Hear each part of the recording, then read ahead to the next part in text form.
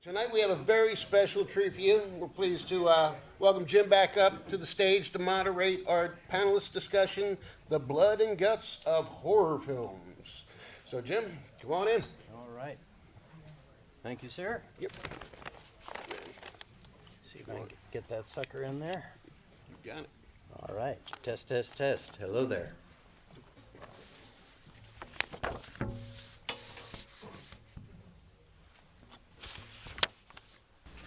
Or, as they say in horror films, I bid you welcome. Welcome, everybody. Thanks for joining us. In the next hour or so, we hope to leave you with a little better understanding of the film business and provide you some answers and insights to many of the filmmakers out there who are thinking of getting their hands dirty in the blood and guts of horror filmmaking. In film, it's often presented in scenes of terror, through menacing sounds, disturbing images, both in shadow and substance. The dread anticipation of something seen or perhaps unseen that messes our brains up, fools with our biology. Manifestations of these fears come to us in many forms. Vampires, ghosts, goblins, mad scientists, zombies, aliens, and, or, much more frightening, in our subconscious and our imaginations. The first American horror film that I could find was made by Thomas Edison in 1910, and the subject he chose was Frankenstein. And other silent films followed shortly thereafter, such as almost any film that Lon Chaney appeared in and made it his own. But Europe wasn't lagging behind at all. In fact, in many ways, some people say they led the way. We have the Cabinet of Dr. Caligari in 1920, the Phantom Carriage in 1921, Nosferatu the following year. And in 1919, there is an interesting silent film entitled Eerie Tales. Now, according to IMDb, I think you'll be interested in this, it features a demon, a reaper, the ghost of a prostitute, who read gothic short stories together and act them out. That's got to be a hell of a trip. Which leads us into the 1930s, in the golden age of horror itself. It's here we first see Lugosi's Dracula, we see Karloff's Frankenstein, we see Lon Chaney Jr.'s Wolfman, and King Kong.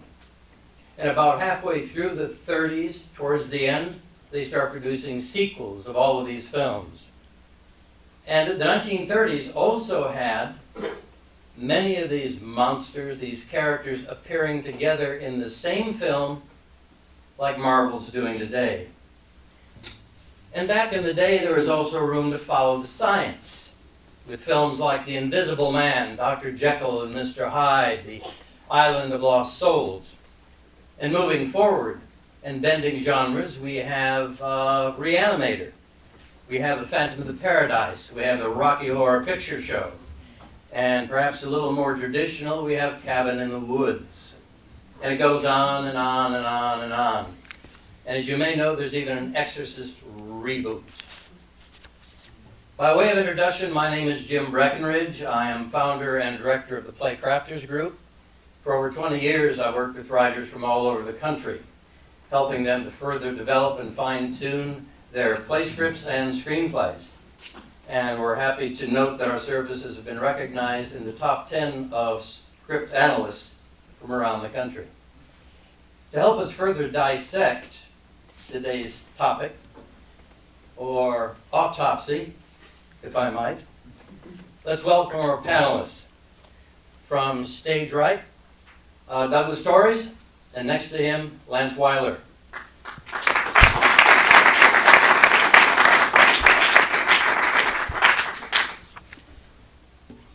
So Torres.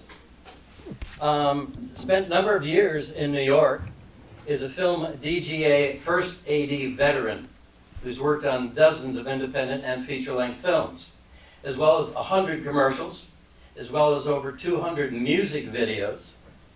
Some of the films you are familiar with that he's worked on include 12 Years a Slave, Ad Astra, The Lost City of Z, among many, many others. So, Doug, welcome to the party. Thank you, thank you. Oh, is this, hold on. Do I need this? I do, right? You can't, is it better this way? I guess it is, yeah. I just never know if it's better with my natural booming voice or if I should actually use the microphone. Thank you. I always appreciate coming here to the county and giving back whatever time I have to people who are just aficionados or aspiring filmmakers. So thank you for having me here. Pleasure to have you here, sir. And that leaves Lance Weiler, who is no stranger to this area or these proceedings. He's a storyteller, emerging media artist who works in film, theater, games, and even code. He was a pioneer in the found footage phenomenon with his film The Last Broadcast, which, by the way, preceded the Blair Witch Project by a year, and from which dozens and dozens of films were spawned. Wired magazine named him as one of 25 people helping to reinvent entertainment. So Lance, welcome. And can you please share with us a little about your work and what you're doing? Sure. Well, it's wonderful to be here at the county because that movie that you mentioned, The Last Broadcast, actually premiered here. It was the first all-digital release of a motion picture. We made the little film for $900 and went on to gross over $5.4 million through self-distribution all over the world. I have been making films forever since I was in high school. We were talking out in the lobby about the struggle to make films. I think the first films that I made were with a spring-wound Bolex. Some of you might not know what a Bolex is, but it's spring-wound and it holds about 100 feet of film. After kind of doing that, I went off and I was a journeyman. I worked for a long time in commercial production, started as a film runner, would run film from sets in Philadelphia, sleep in my van, bring back video dailies, and then worked my way up through the ranks.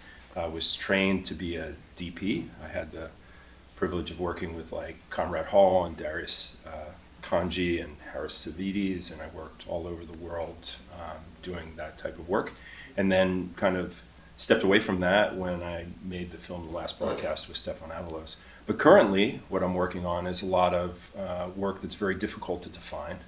And it uses story, but it is embracing emergent technology. And I'm a professor of practice at Columbia University, where I started the digital storytelling lab there about a decade ago.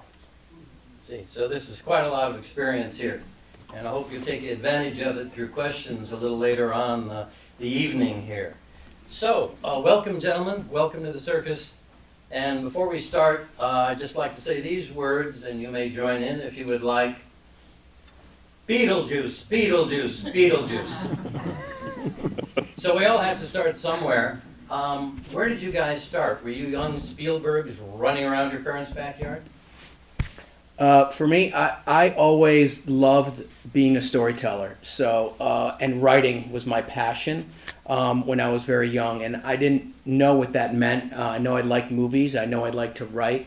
I never, at some point I started to put it together as I went to college. I went to NYU initially, but not in the film program, but in a program that allowed me to kind of design my own workflow, which was writing at the time. And I started to take film classes to create an idea where I was going to create a thesis where I was taking a novel and adapting it into a screenplay. So that kind of became the birth of me taking film classes and understanding what film as a medium was for a storyteller. So it was one of those things where I always knew I wanted to tell stories. I thought it was being a novelist or a playwright, but eventually it led me to the medium of film, and it led me to the production side of film, where I've kind of firmly been entrenched for almost 30 years now. Working, I've done, on many different genres. I have played in the horror genre. I did a movie with Wes Craven about 15 years ago, which was my introduction into the horror genre, and that was towards the end of his career. So it was very interesting getting to work with one of the titans of this genre. And I'll tell you all something very interesting, because Wes Craven, you would think that a man who's made the movies he made had a very diabolical mind, but he was actually a history professor who loved to go birding. So most of the time I spent with Wes looking for locations was me looking for a location we could shoot a scene, and him wandering over there with his binoculars, checking out what birds were in the distance. So that changed my mind as to who could be a creator of horror, when I had an image in my mind of what Wes Craven would be like, and then realizing he was my history professor gave me a whole different angle on the genre and the people who create it. Wow. You mentioned film school. I was curious, so you sort of dabbled underneath that. A lot of people are interested, especially today, and because there's so much information available to now on the internet, do you have any feelings one way or the other about the importance of film school? For me, I do. I don't think film school is important at all. I think, and that's just, if there's anyone here in film school, please don't drop out. Maybe it's great for you. But the truth of the matter is that generationally, there's one or two people that start directing in a big budget scenario right out of the gate coming out of film school. Other than that, it's people who are scrapping, especially as of late. Like this, film school was a little bit more applicable maybe in the 70s and 80s when that was a direct mainline. But now with the way that the medium has changed, the editing software, people being able to shoot, on their phone or on very, inexpensive, high-grade cameras, I think that there's a lot of time, money, and effort that's better served in the practical usage of hunting the craft that you want to do as a storyteller or as someone behind the scenes of a crew, rather than, because the truth of the matter is this, is that, you watch a movie, you see at the end, there's one director, but there's 250 people for the most part that help prop up that one director. So there's a lot of jobs that aren't necessarily about directing it, and when you go to film school, it's a lot about being a cinematographer, being a director, being a writer, so I think there's a lot of other ways to practically gain the knowledge, especially in this day and age with YouTube and the amount of videos out there. There's a lot of hands-on learning that I think people could do on their own more directly rather than necessarily, going to a film school. My opinion, but that's just how I feel. Yeah, that's my feeling too from everyone I've seen, especially in the last several years. We're going to talk about the who, what, where, why, and how of horror films. So let's begin with what exactly is a horror film? When you guys are looking at a film or creating one, what does a horror film mean to you? What are the things you're looking for? Well, I think the genre is wonderful because you can do so much with it. There's the ability to weave subtext into it, and some of the most interesting horror films have such a deeper meaning to what they actually are, and they're able to tell stories at times where you couldn't just tell that story straightforward in a straightforward manner. So I think personally, when I look, I'm drawn to psychological horror. I'm really fascinated by that. Some of the films that I grew up in that I love are in that kind of horror genre. I think when I'm looking or thinking about writing something, it's really kind of getting to the base level of where the fear sits, and not only what I'm afraid of, but maybe what others might be afraid of too. And then sometimes it's the unspoken things that are really powerful, or the things that you don't actually see, the things that ignite your imagination. When we made the last broadcast, which we made for $900, as I mentioned earlier, we worked, and I was struck when I was watching some of the films that were in the festival here. What's really powerful about being able to use the tools is to work from constraints, and constraints can be incredibly powerful. So horror has classically been where you see the rise of a lot of really interesting innovations within cinema, and experimentation and where it's accepted because it actually makes its way out to an audience. There are people who really devour horror, but it also allows you to experiment. And I was struck by that, I think, in my own career. When we made the last broadcast, we wrote with things that we knew we had access to, things that were accessible. Somebody had a location somewhere. We act in the movie not because we wanted to be actors, but because we knew we would show up, and we knew that we were inexpensive, and we were able to do it, with friends and family. That's what made that film possible. So when Stefan and myself were working on that, it was really like we looked at what we had, and then we started to explore the things that we thought would be interesting to tell a story with. So I think horror is a really wonderful genre to try to, as a calling card. It's really fascinating in terms of being able to say things. But I think mostly, over time, I've become more and more interested in kind of the emotional resonance of a story, in the sense of, what's somebody feeling when they walk out of what it is. And I think horror is really fascinating because it can polarize, but it can also open you up into different perspectives that maybe you hadn't seen before. And it can terrify you because you feel like, at least I can step away from this. This isn't my world, right? Like what I'm seeing isn't something, but it's relatable. And I think it's just a wonderful genre. So I think, I'm working on a new project now that is using artificial intelligence. And I was struck by, there was a piece that was here in the festival towards the end that was generated with AI.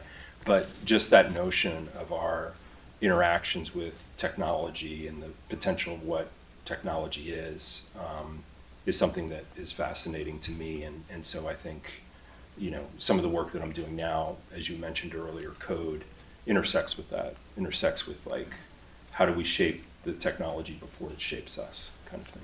Brave new world. When you talk about genre, I was thinking about this and putting these notes together, and I can't think of another kind of film, and maybe you can think of something that I can't think of, which is pretty easy at this point. It's been a long day. But I can't think of another kind of film that has so many subgenres to it. So I'm just going to list off 10 right now. One would be the comedic horror film. Horror films dealing with demonic possession. And by the way, if anyone out there would like an example or two of a film, just raise your hand and shout out, and I'll give you a couple. Gore splatter films. Old-fashioned monster films. They're still making them today, by the way. Supernatural films. Slasher films. Vampire, undead films. Psychological films. Films that deal with witchcraft. Zombie survival films. And I remember thinking after I wrote that down, you know what? The whole genre is based on life and death and survival in one form or another. And many of you may have discovered that many of these subgenres bleed into one another. That's right. I wonder where you found your first scripts, because I think this is the case of most people. Did you begin as writer-directors, essentially? Well, my path is very, very different than most. But as I said, I started with the passion of writing, but then I got into production and got into kind of being the supportive right-hand person for the director. Because of my background in storytelling, I believe that I kind of offered something like that directors necessarily didn't have before, which was someone to really rely on as a soundboard in the moment of the idea to the process that's helping them. Because if most of you don't know what the first assistant director does, but my job on set is to make sure that everything is prepared for the right way, so the director only needs to think about what the actors are doing. Whatever location we're going into, whatever other specialty elements or equipment are involved in, I cross mingle with every other department to make sure that the director only has to worry about what the actors are doing. They don't need to worry about anything else in terms of how 250 people came into this room to listen to a panelist, that you're shooting a scene, whatever it is. That was all coordinated by someone in my position. But on top of that, I was able to, as a storyteller, help directors out from not only wearing one hat where I could do the organizational aspect of what the director needed, but then to be there as a support valve and also as a sounding board for ideas in the moment, which, as you can attest to, the moment of filmmaking is a difficult moment where you are challenged to really let your creativity shine. In a lot of ways, it's a lot of problem solving in terms of working yourself out of a shoot day. So that was kind of where my ability for storytelling helped. And on top of that, as my career has progressed, I've had the ability, because I am a storyteller, to be able to pick and choose scripts that I like. I'm sent scripts way in advance from people who are like, hey, we want you to work on this project. And I've gotten to the point in my career where I can say no more than I have to say yes, because yes is only one yes a year. That's all the time I have for us to make one movie a year. So you want to make sure you're making the right one. So, it helps. And for me, story is the basic foundation of all that. What I look for in a script is the story. And that's the thing also, you talk about, the overall genre of what we call horror. You can look at movies like, Get Out, The Sixth Sense, like movies that launched the careers of certain directors. You can put them in this genre of horror, but you can understand what elevates them is the story. The stories that those directors told, the stories that those scripts told, made all involved breakout stars in one way or another, because of the strength of that script, the strength of that story. I always read something very recently from Scorsese, was talking about who does he think is the best young filmmaker right now. And he said, without a doubt, Ari Aster. He goes, Ari's been able to, and for those of you, if you know, Ari started out in the horror genre, Hereditary and Midsommar, and he's going on to some other great projects. But Scorsese was saying his ability for story and his ability for classic filmmaking, framing, composition, understanding lighting, these are all important aspects that I always tell young filmmakers, is you need to study the masters, not the masters in the genre of horror. If horror is your thing, that's fine, that's great, but don't shy away from Raging Bull or Goodfellas or Apocalypse Now, because those movies can tell you something as a filmmaker that you can bring into your genre.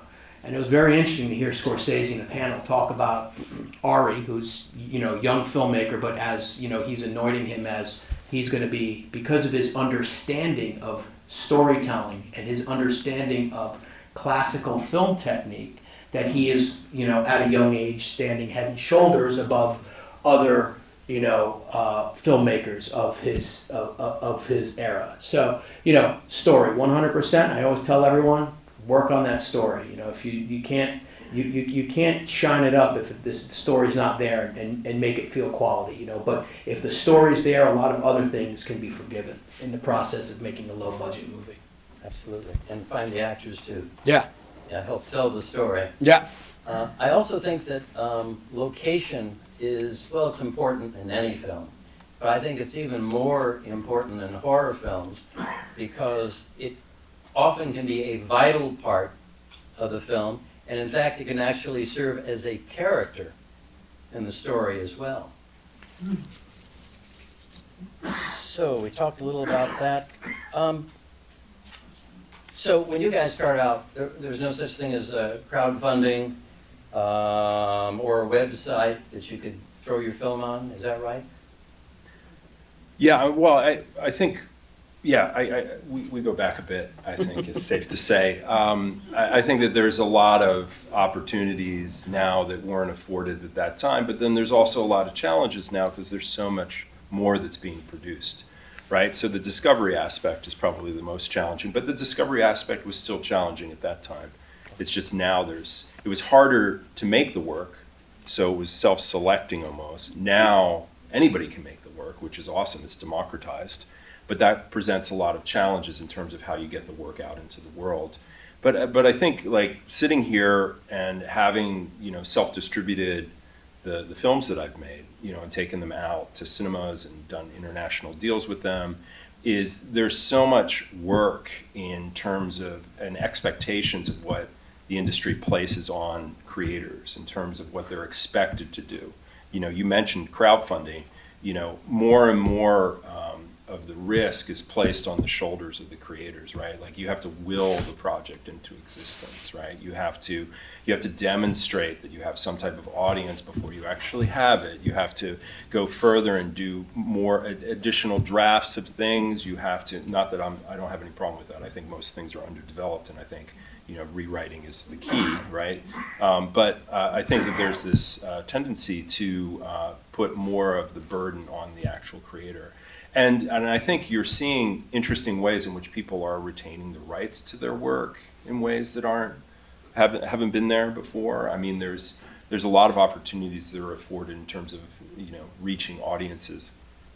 But I think at the time, you know, kind of going back, if I were, like, I'm trying to think of what it was like for, I know that there are folks here who made films, you know, who are in high school or in college, and I'm just trying to run it through my brain, you know, in terms of like what I wish somebody would have told me when I was in a room, you know. And I think it's like it is very much about the story. You know, if you don't have the story, you can't go anywhere with it.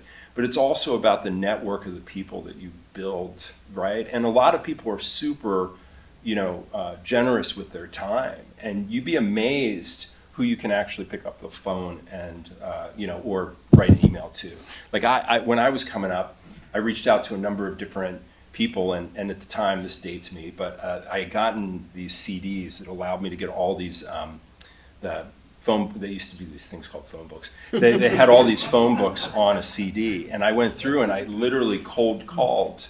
And I ended up talking to Jim Jarmusch. I ended up talking to the Coen brothers. I ended up talking to all these different people because I was persistent at calling. But I think a lot of people, as they get further in their careers, not everybody, but some, are they're willing to be a bridge back or willing to share because there's so many different journeys. We have very different journeys in terms of how we make the work that we make. I did a project with David Cronenberg where we collaborated together, and it was this crazy project. You know, David was really amazing to collaborate with.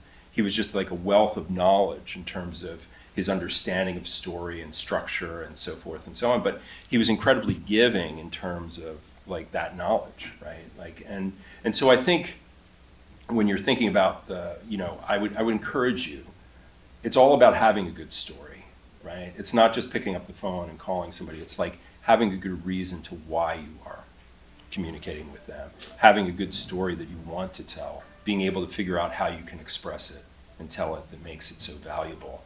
But people are drawn to good stories. It's not just the story that's on the page, I guess is what I'm trying to say. It's the story that you embody in terms of your own career, where you want to go, what you want to make. Because when we made that film, The Last Broadcast, you know, we literally turned down studio offers for that film.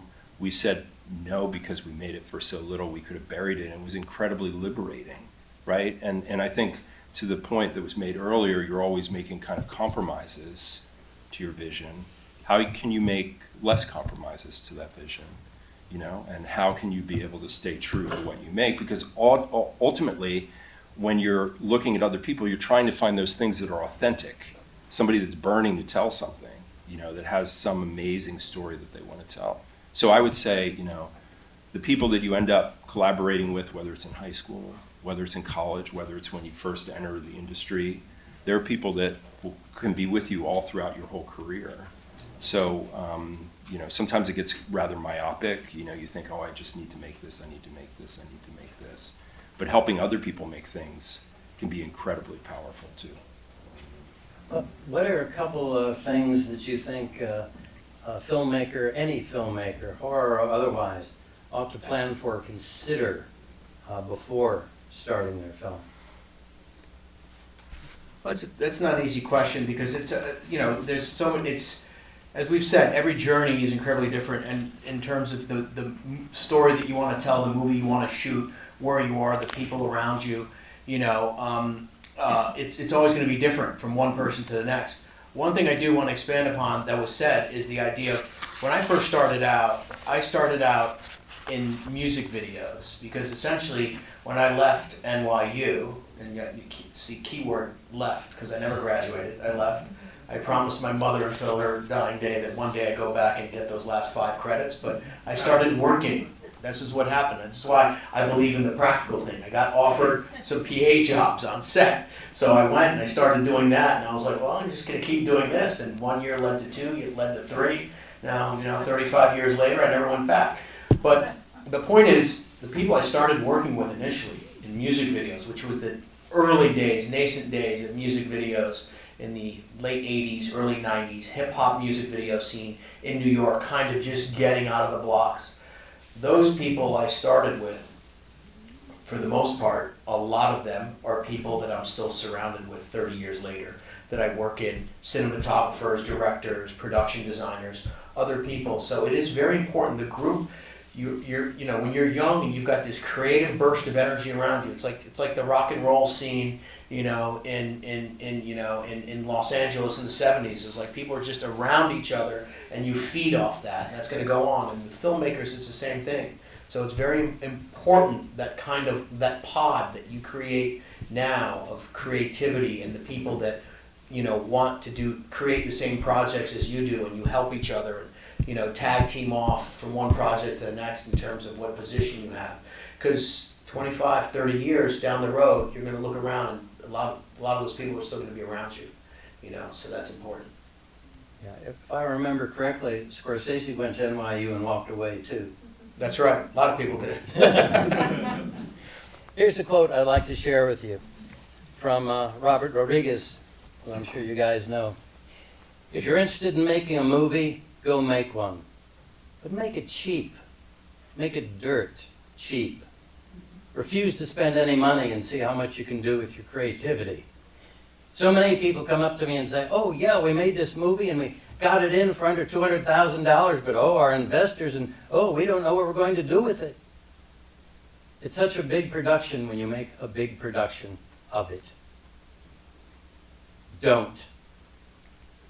You can have a lot of fun in your own backyard, do some really cool stuff with just a few toys. That's it. Good luck. And since it's Halloween and we're kind of talking about touching on a little budget, let me just review a few films that all of you will know. But these are films that, I'll have to do this from memory. Anyway, these are films, low-budget horror films, that returned 10, 20% and more of their original budgets. We're talking Halloween. We're talking Paranormal Activity. We're talking Night of the Living Dead. And we're talking Get Out, which was mentioned a while. So I think part of the takeaway here for you is, though a budget is kind of a nice thing to have, sometimes a budget can stifle creativity. So you need to think about that as well. So many great things have happened in the arts because nobody had enough money to do what they originally wanted to do. That's just astounding. So, if you achieved your final cut, locked it down, where do you go from there? What are some of the things we can pursue in getting our film out there once it's made?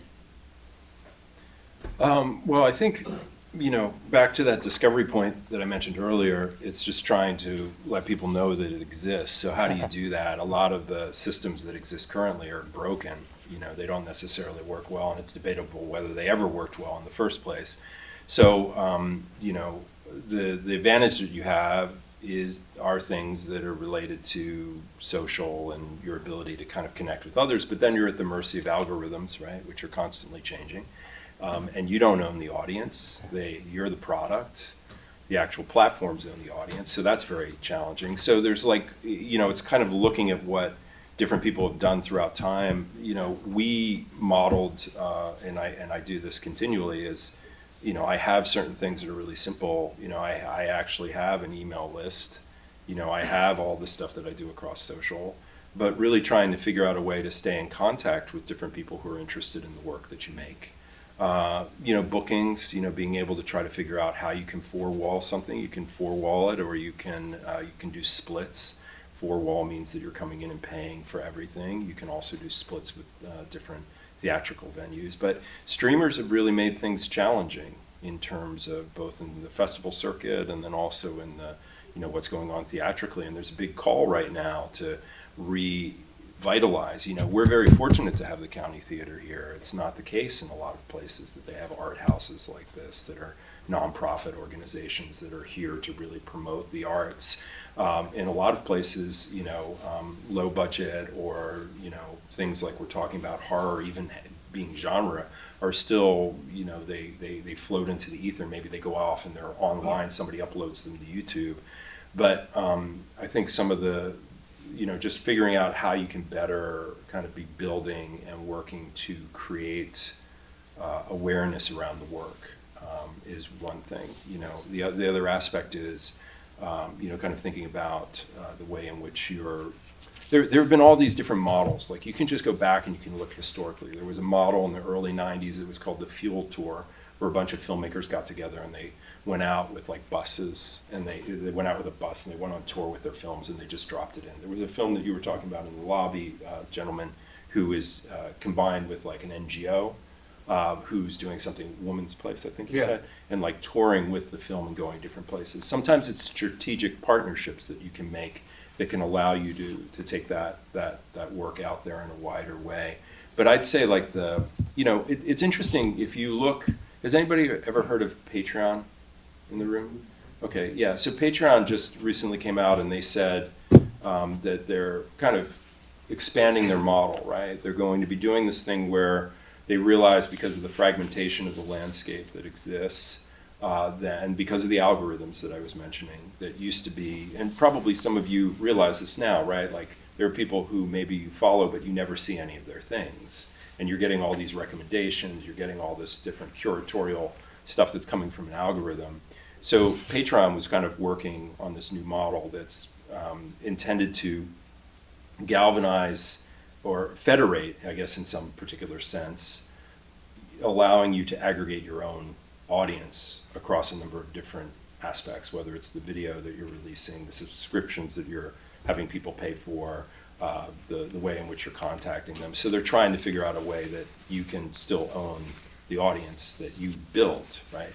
And back in the early, maybe 10, 15 years ago, I started a thing that was called, it was called From Here to Awesome. And we got a bunch of filmmakers together, we booked in and did a distribution festival. So anybody who came into the festival was actually part of the distribution of it. And people actually saw money from being a part of From Here to Awesome. And we used our collective bargaining power to bring it into living rooms, to bring it into theaters, to bring it into different venues where we would split the revenue that came from it. So I think in some ways you have the ability to kind of create new models, right, that haven't existed before, which is really exciting. So I think, when you're thinking about the discovery of the work, I would encourage you to think about the ownership of your work. There's a gentleman I saw on Instagram. A lot of artists make nothing on Spotify. The vast majority of them make nothing. And there's an artist, somebody in the room will probably know him. He's on Instagram quite a bit. He's on a bunch of different social channels. I think his name's Colin, and he's like an MC, and he does that classic trope on, social where they play more than one character. Does anybody know who I'm talking about? He does music. Anyway, there was a video that he released that I saw maybe a couple weeks ago where they were talking about the economics of Spotify, and because there is no publisher involved in his music, and he's pulling in large streams, like 20 million streams a month, he's pulling in like $250,000 a month because he owns the rights to that work. It's not owned by a label, So there's something to the power of owning your own work, which is incredibly valuable, that's something that I would encourage if you have the ability to do so. Yeah, or write for the theater. Let me see here. Going back to a little more of stepping into horror, do either of you have a favorite horror film or two you can share with us and tell us why? Go first. Okay. I have a whole bunch of them. Let's see. Like I really, some of the work of Polanski, I really have enjoyed. Rosemary's Baby. I returned to that over and over again. I think that that's a really fascinating one. Some of Dario Argento's films, Yeah. like Deep Red or Suspiria. Let's see. It's like when you go into a record store and you're going to buy something. Blank on it. Overwhelmed. Yeah, I'm trying to think. I like some of the Japanese horror that's come up at different times. I think that that's really fascinating. I like international horror a lot. Works that are just coming from crazy parts of the world, and you're like, wow, terrifying in really interesting ways, or different types of metaphors that are within the work. But specifically, it'll come to me, I promise. I'll let you No, answer. you already have a lot more than I was going to say. So for me, like, it's interesting because, growing up and as I got interested in movies, which I did at a very young age, horror was not the genre I gravitated to. But I will never forget the first time I saw Psycho as a young kid. I think I was about 10 years old. And I saw Psycho and I was just, I was obviously terrified for a long time, but it was the and to me, that's why probably to this day I gravitate a lot more towards psychological horror. That ability, like we all have, there's either, that person you kind of know, or that fear that lurks in your back of your mind. It's not the horror of seeing something, brutal happen. It's the idea of psychologically how something can play, and that's kind of like always what I've gravitated towards. For the most part, and and once again, like story-based stuff, like that's why I said something like The Sixth Sense, to me was like, incredible psychological thing, and Get Out, because those are, yes, in the horror genre, but it was the idea of the story, and I guess it was they both have that same thing, which is kind of like, and it's the same thing that I really hope Jordan Peele is not becoming, is the one-trick pony, where it's like, I gotta have that big twist at the ending, like M. Night has all the time. Because Jordan's starting to go down that road with his movies a little bit, where there's the big twist ending, but that wasn't a very common thing at the time, especially the way, to be done from a storytelling aspect. When M. Night did it, was obviously the first time on a very large blockbuster scale that you had that, like, wait, what? I got to go back and watch this whole thing. What's been going on the whole time? So, so for me, that I've kind of always gravitated towards that psychological aspect of storytelling. Yeah, if I could throw in some others that because you just caught and made me think about a bunch of stuff. Like B movies, big fan of them, all the way back to William Castle, The Tingler, Yes. Mr. Circonus. I can't remember the exact pronunciation of the title, but it was a film where it would play and then he would have you vote at the end. Like, and this is back in the early '60s. Would have you vote at the end whether the nemesis of the film was going to be punished or not.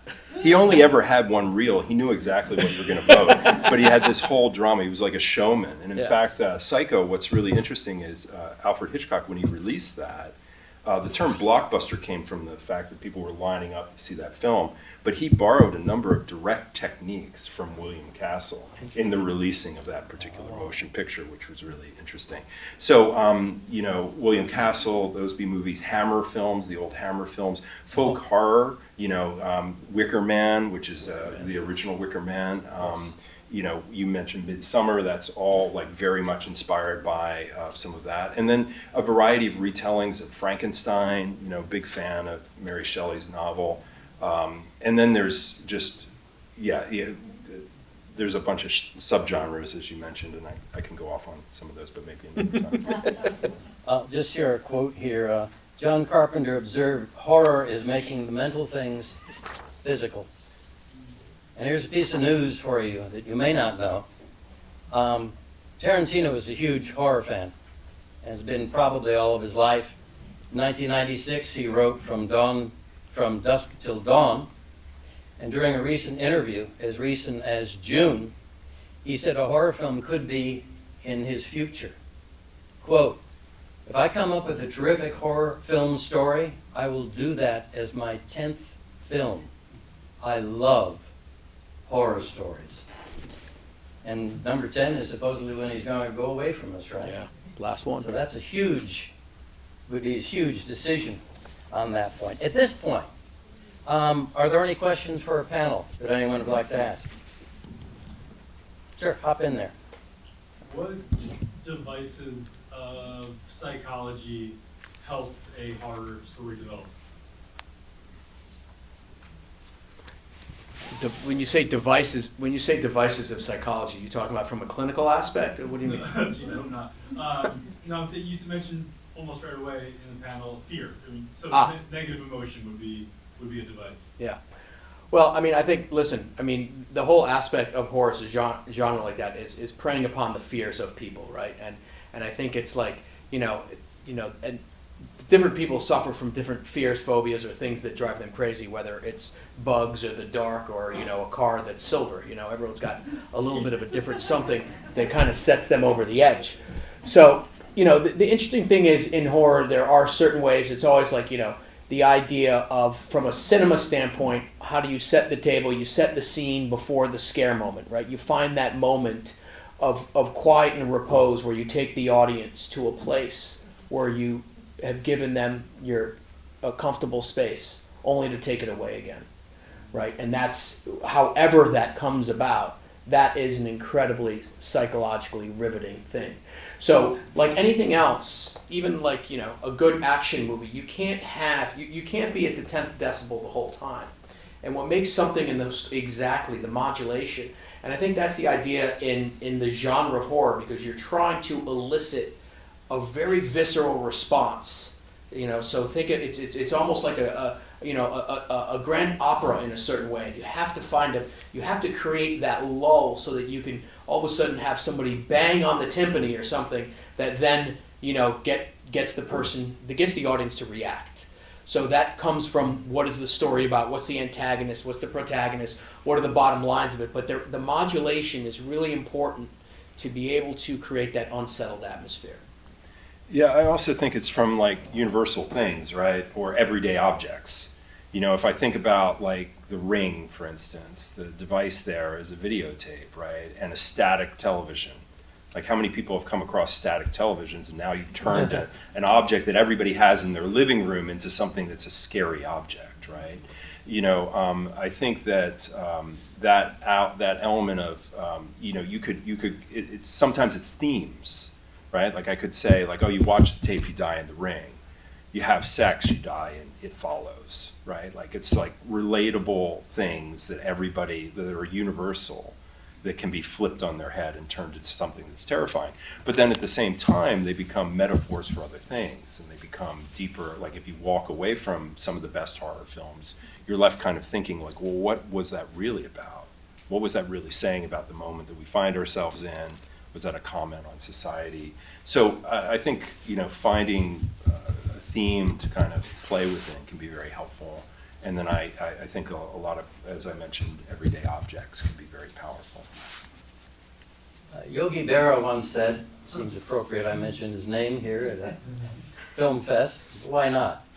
He said, when you get to a fork in the road, take it. So is there any advice you could give filmmakers in the audience wanting to break into the business?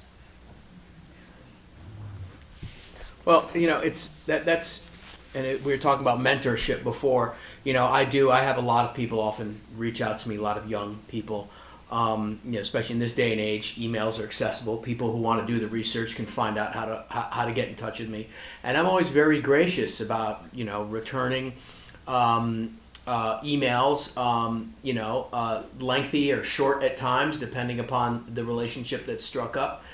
And in general, this is a whole filmmaking thing I'm going to talk about. It's not the genre of just horror, but it's the idea of filmmaking, right? Because at the end of the day, good filmmakers in the genre of horror, if that's your genre, you're going to rise to the top.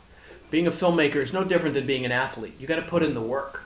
You got to put in the work to be the best, right? And putting in the work as a filmmaker means different things, right? It means understanding the medium, understanding how to use the medium, right? Understanding the classics. There's a reason Shakespearean stories work, the tenets of Shakespeare. It's going to be very hard to craft 7 different themes of storytelling that are better than the bard did it himself. And you can turn it on its ear. You can turn it on its ear within whatever genre, whether it's an action movie. I can't tell you how many times, I don't know if any of you know who Shane Black is, but he's probably the greatest, writer of action movies of the last 30 years. It's someone who I know personally, and he's the first one to say, whenever I'm stuck trying to figure something out, I read Shakespeare. I read Shakespeare because the stories come back to me, ideas come back to me, interpersonal relationships come back to me, the arc of something comes back to me. So within the idea of filmmaking, what's always important is the arc, the overall arc of the whole story, but then also the mini arcs within each scene, how they connect to each other. And it's not something that people are born knowing. It comes from what makes Tarantino as good as he is, because he has digested every single genre of movie and storytelling from the 1940s through the 1980s. He knows everything about it. He knows everything about, Japanese filmmaking. He knows everything about whatever it wants to be. So he can pull these things. There's no such thing, there's a great quote a filmmaker once said to me, don't be afraid to steal, but make sure you steal from the best. Because that's going to be the idea. It's going to be rare that you're going to come up with something where you're like, wow, that's no one's ever thought of that idea before, but it's how you turn and make that idea. Like you brought up the idea of the movie It Follows. Like that's an amazing, different idea in terms of what the bad element is and how people get it. But it's the basic idea of, that's been done in horror movies before, but it's just from an idea standpoint, it turns it on its ear. So, the basic idea is you got to put in the work. You want to be a filmmaker, you got to work hard at understanding the craft of storytelling, the craft of the camera, the craft of framing, the craft of photography. Look at every great director I work with. The first time I work with them, we'll come in the office, sit down, and the really good ones, they got a book about this thick. It's their reference for the movie we're going to work on. It's mood, it's color, it's texture. Just by looking through that book, me as someone who's ready to join the project understands the feeling that this person wants to put up on the screen. Okay? Regardless of what the story is, you want to evoke the emotion, the setting. You want to get a tangible idea of how this is going to be. And that's the work that a filmmaker puts in to creating their vision, that other people can understand. Because, as we were talking about it before, in this day, you got to get other people excited to either get on board with your project, or work with you. So the idea, of lookbooks and things of that nature, like, which are very important to understand the texture of the movie the person's trying to make, the feel, the mood. Like those are all important things that you need to convey to somebody on a project that you want them to be involved in. You can't just, the days are gone where you can even just have a script and be like, here's the script, what do you think? It's like the script, most of the times now I get a script, I get a lookbook, I get a reference thing, I get all this stuff. So by the time I read the script, by the time I go through the book, it's like, I have a feel, I've been submerged in a two-dimensional aspect of what this filmmaker wants to accomplish. And that all comes from doing the work, understanding it. And a lot of these directors, it's not just movies, right? They're pulling references from museums, from artists, some of the great, you mentioned Darius Kanji before. I've done 3 movies with a director named James Gray. We go to the Museum of Art all the time and we look at Goya paintings, and he's like, this is how I want a scene to be lit, Darius. And we'll look at a Goya painting, something that was painted 400 years ago.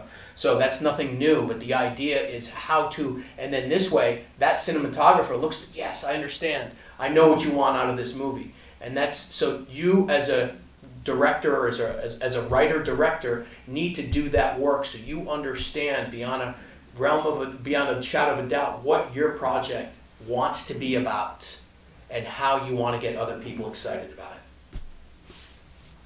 We're coming up, as they say in radio, against a hard break. Is there one other quick question that somebody would like to ask? Maybe way up there? Yeah, I had a question for Lance. You mentioned you had either a distribution offer or a studio offer. I was wondering why you went with self-distribution, and then also, I don't know exactly what date it was, but what that looked like when you did it. Sure. I mean, I think I would say with that particular project, we had made it for so little that we had a lot of freedom. We could have buried it in the backyard and it wouldn't have mattered. It was made for like $900, right? Like, so it gave us the courage to be able to. The beauty of that, I'd say, was like summed up in being naive. There's sometimes a real strength in being naive because you don't know what you can't do. Right? Because if I would have known how hard, or Stefan and I knew how hard it was going to be, we wouldn't have done it, right? Like the fact that we didn't know what was impossible, you know, allowed us to go even further, and we just challenged ourselves and we became bolder each time. So the studio offers at that time were just lousy, in my opinion. They would take the ownership over the work. They were giving like advances that, you know, that was when they were still giving advances. You know, now like you're lucky if you're going to get any advance on anything. But it just didn't make sense. We could hold on to the rights to it. We just re-released it. It's the 25th year that it's come out, or it's 25th anniversary of that film, to answer your question in the timing. So it was in 1998 we released it, but then realized like, oh, DVDs were coming out, and so we started our own DVD label. We just did the research, as was mentioned, you know, hustled it, did the research, and kind of found ways to get the work out into the world. The one thing I would say in terms of the branch, because it connects to what you're asking me, is I think a superpower is the ability to embrace ambiguity, right? Like you're going to embrace ambiguity if you work in freelance. You're going to embrace ambiguity if you're trying to make your own projects. You just want to be able to be comfortable with the unknown, right? And the you know, taking it, being able to kind of find solace in that and strengthen that, because there is no one path. You know, we can't sit here and tell you a magic bullet to it. There is none, right? You know, at one time people went to film school because they thought that was a path. I mean, I'm not as down on film school. I happen to teach in a film school. But I think it has real inherent value. I think college has inherent value. That's from somebody who never really went to college. So after being in that environment. But that's a whole different conversation. But I think in terms of your question, you'll know, I'd say the vast majority of the deals that you're going to find, if you're able to find a deal for the work that you make independently, are going to be really lousy deals. That's just the reality of the situation. So it's like, how can you make them better? The way you can make them better is not necessarily being dependent upon somebody else to do it for you. It's back to that Robert Rodriguez quote, you know, it's just doing it. So as fun as it is to pick up the tools and do it, I would just encourage you to consider the other parts fun too, and just wear a bunch of hats and just will it into existence and get it out into the world. And I look forward to supporting all of it, you know, so anybody that's making work in here, you know, let me know. I'd love to come see it. And I enjoyed the films that you had tonight. I thought they were awesome. They took me back. They reminded me of when I was working with my friends. They reminded me, and I thought that they were awesome. So hats off to everybody that, you know, took part in the festival. Please thank me in thanking these gentlemen for the time.